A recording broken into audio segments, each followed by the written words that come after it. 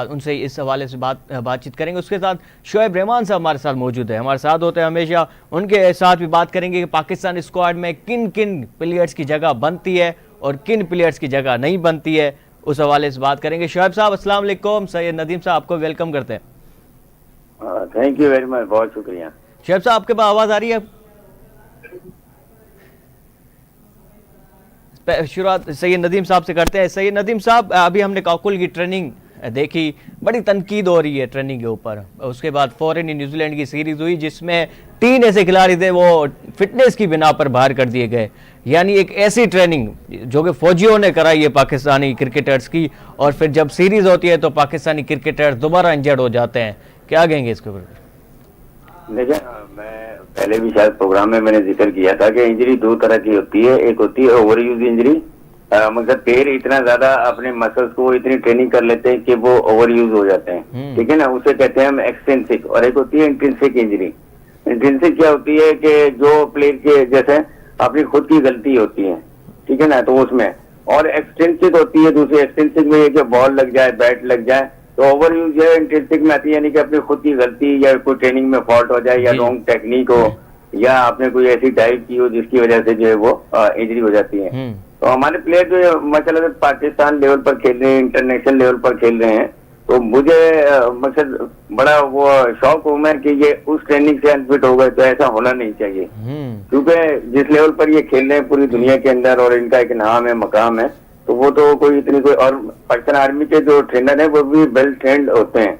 मैं खुद भी जो एथलीट रहा हूँ नेशनल लेवल का, तो उनके साथ मैंने कैंपिंग वगैरह की है, सारी चीजें की है। तो वो बड़े ट्रेंड होते हैं और उनको पता होता है कि किस प्लेयर को कैसे लेकर चलना है। वो इनको एज वाइज और वेट वाइज कैटेगराइज करते हैं। उससे बाहर जाकर देखिए, अंदर की कहानी तो हमें नहीं पता। हमें तो ये पता है कि वहाँ प्लेयर जो वो ट्रेनिंग कर रहे थे और फिर वो अनफिट हो गए, ठीक है ना। तो हो सकता है वो पहले से, जैसे हारिस रऊफ है, उनका इंजरी का थोड़ा इशू चल रहा था। अब क्या हुआ कि जब इन्होंने वहां पर किया तो थोड़ा सा वर्कलोड बढ़ गया होगा, फिर भी ये फिट है। फिर यहाँ पे जो है वो रिजवान थोड़ा सा अनफिट हो गए। फिर रिजवान के बाद जो आजम खान का भी सुना, वो भी अनफिट हो गए।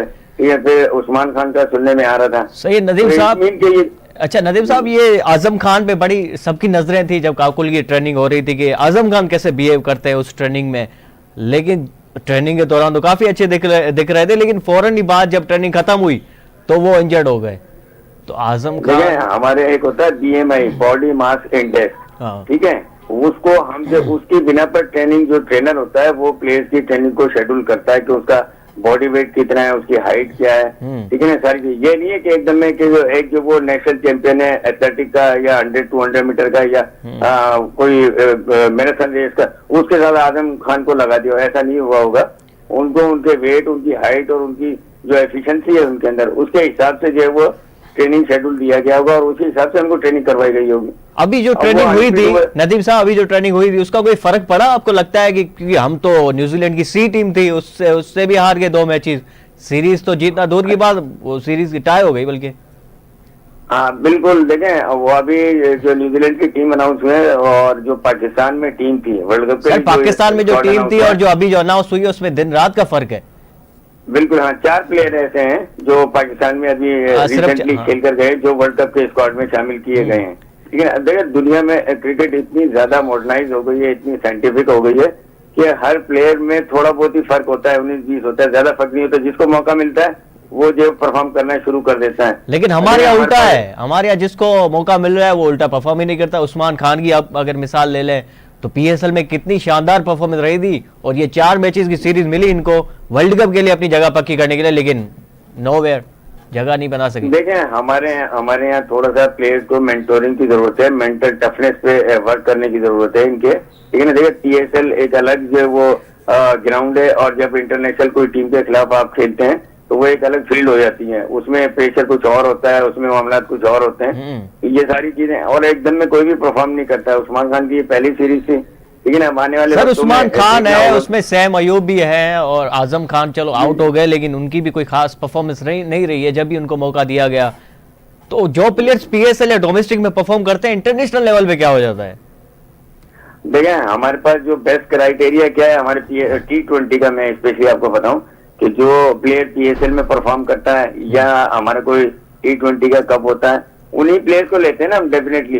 अब ये वही प्लेयर हैं जिन्होंने पीएसएल में भी परफॉर्म किया है, जो हमारी बेस्ट चॉइस थे, तकरीबन वही प्लेयर थे। एक आधा कोई 19-20 होगा शायद कोई पीएसएल में परफॉर्म नहीं किया, उसकी प्रीवियस परफॉर्मेंस में ले लिया, जैसे फखर जमान थे, ठीक है, पीएसएल में वो ऑफ कलर नजर आए। आपको देखेंगे न्यूजीलैंड के अगेंस्ट उन्होंने स्कोर किया फखर जमान ने, बिल्कुल बिल्कुल, हाँ ऐसे तो ये ऑन एंड ऑफ चलता रहता है। अभी जो आपने मुझसे सवाल किया था कि फिटनेस के बावजूद भी ये प्लेयर जो परफॉर्म नहीं कर पाए, लेकिन इतनी जल्दी किसी भी चीज का इम्पैक्ट नहीं पड़ता, सही। ठीक है ना। अभी आने वाली 1-2 सीरीज है उसमें आई होप कि सर वर्ल्ड कप तक अफेक्ट पड़ ही जाए कुछ ना कुछ।